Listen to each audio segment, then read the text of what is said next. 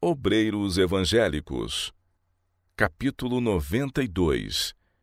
O cuidado pelos obreiros.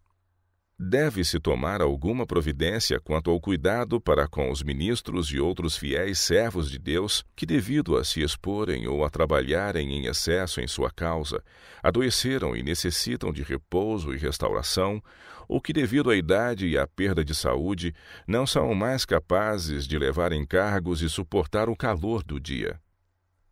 Os ministros são muitas vezes designados para um campo de trabalho que eles sabem que lhes será prejudicial à saúde, mas não querendo recuar diante de lugares probantes, arriscam-se, esperando ser um auxílio e uma bênção para o povo.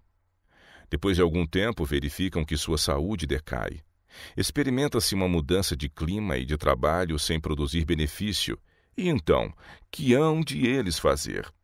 Esses fiéis obreiros de Deus que, por amor de Cristo, renunciaram às perspectivas oferecidas pelo mundo, preferindo a pobreza aos prazeres ou fortuna, que, esquecidos de si mesmos, trabalharam ativamente para atrair almas a Cristo, que deram liberalmente para fazer avançar vários empreendimentos na causa de Deus, tombando na batalha, fatigados e doentes, e sem meios de subsistência, não devem ser deixados a lutar na pobreza e no sofrimento, ou sentir-se como pobres. Ao sobrevir-lhes doença ou enfermidade, não se deixem nossos obreiros sentir-se sobrecarregados com a ansiosa interrogação: que será de minha esposa, de meus filhos, agora que não posso mais trabalhar e suprir-lhes as necessidades? É simplesmente justo que se tomem providências para satisfazer as necessidades desses obreiros fiéis e dos que deles dependem. Provê-se generosamente a manutenção dos veteranos que combateram por sua pátria. Esses homens apresentam as cicatrizes e enfermidades que os acompanham por toda a vida, revelando os perigosos conflitos em que se empenharam, suas marchas forçadas, as intempéries a que se expuseram, seus sofrimentos nas prisões. Todas essas provas de sua lealdade e sacrifício dão-lhes um justo direito para com a nação que ajudaram a salvar, direito que é reconhecido e honrado. Que providências, entretanto, têm tomado os adventistas do sétimo dia a respeito dos soldados de Cristo? Nosso povo não tem sentido como deve a necessidade disso, e daí ter sido essa questão negligenciada. As igrejas não se têm preocupado e, embora a luz da palavra de Deus lhes haja iluminado o caminho, têm negligenciado esse muito sagrado dever. Essa negligência quanto a seus fiéis servos tem desagradado sobremodo ao Senhor. Nosso povo deve ser tão pronto a auxiliar essas pessoas, quando em circunstâncias adversas, como foi para aceitar seus recursos e serviços, enquanto elas se achavam com saúde. Deus colocou sobre nós a obrigação de dar especial atenção aos pobres de entre nós. Mas esses ministros e obreiros não devem ser classificados entre os pobres. Eles constituíram para si mesmos no céu um tesouro que não falta.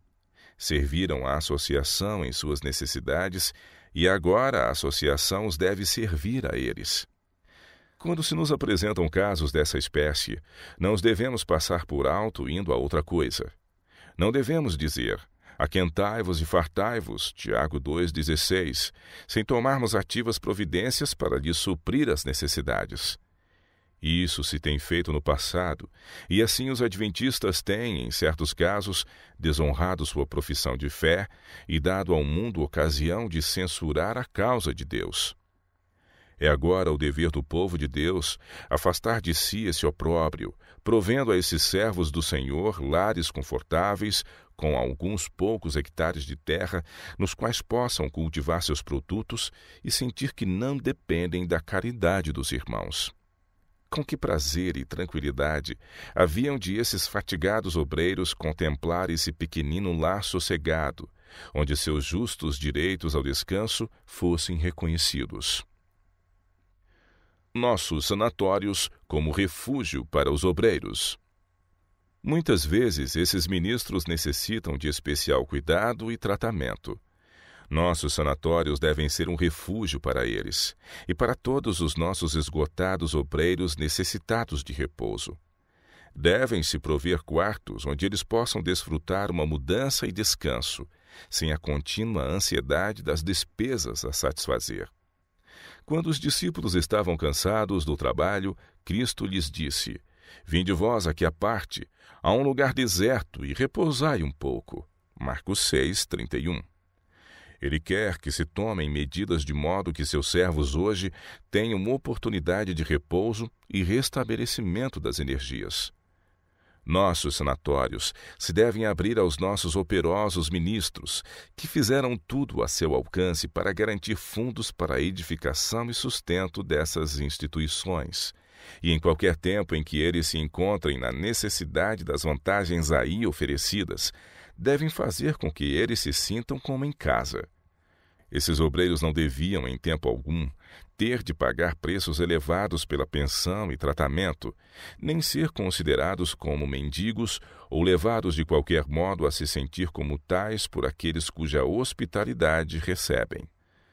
Manifestar liberalidade no uso dos recursos que Deus proveu para seus gastos e extenuados servos é, aos seus olhos, genuíno trabalho missionário.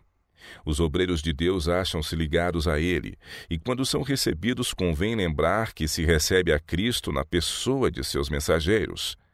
Assim Ele o requer, e é desonrado e se desagrada quando eles são tratados indiferentemente, com mesquinhez ou egoísmo.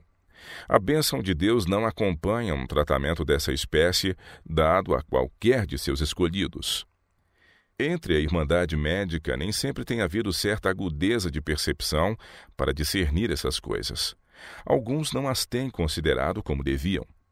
Que o Senhor santifique a percepção dos que têm a direção de nossas instituições, a fim de que saibam quem deve ter verdadeira simpatia e cuidado. O ramo da causa pelo qual esses cansados obreiros trabalham devem mostrar apreço por seus labores, auxiliando-os no tempo de necessidade, partilhando assim largamente com o sanatório nas despesas. Alguns obreiros se acham em posição que lhes permite pôr de parte um pouco do salário, e assim se devem fazer, se possível, a fim de enfrentar uma emergência. Todavia, mesmo esses devem ser recebidos como uma bênção para o sanatório. Mas a maior parte de nossos obreiros tem muitas e grandes obrigações a satisfazer. Todas as vezes que se necessita de dinheiro, eles são solicitados a ajudar a abrir o caminho para que a influência de seu exemplo possa estimular os outros a serem liberais e a causa de Deus progrida. Eles sentem tão intenso desejo de implantar o estandarte em novos campos, que muitos tomam mesmo dinheiro emprestado para ajudar em vários empreendimentos. Não deram de má vontade, mas sentiram que era um privilégio trabalhar pelo avançamento da verdade. Atendendo assim aos pedidos de meios, ficaram muitas vezes com bem pouco excedente. O Senhor tem mantido um relatório exato de sua liberalidade para com a causa. Sabe a boa obra que eles têm feito, obra de que os obreiros mais jovens não possuem a concepção. Ele tem sido conhecedor de todas as privações e renúncias da parte desses obreiros. Tem registrado todas as circunstâncias desses casos. Tudo se acha escrito nos livros. Esses obreiros são um espetáculo ao mundo, aos anjos e aos homens, e são uma lição prática para provar a sinceridade de nossos princípios religiosos. O Senhor quer que nosso povo compreenda que os pioneiros nesta obra merecem tudo quanto nossas instituições puderem fazer por eles. Deus nos pede compreender que aqueles que envelheceram ao seu serviço merecem nosso amor, nossa honra, nosso profundo respeito. Um fundo para obreiros. Deve-se instituir um fundo para os obreiros que não podem mais trabalhar. Não podemos estar livres de culpa diante de Deus, a menos que façamos todo o esforço que é justo a esse respeito, e isso sem demora. Existem entre nós alguns que não veem a necessidade desse movimento. Sua oposição, porém, não deve ter nenhuma influência sobre nós. Os que propõem em seu coração ser justos e fazer o que é justo, devem agir firmemente para diante, para a realização de uma boa obra, obra que o Senhor requer que se faça.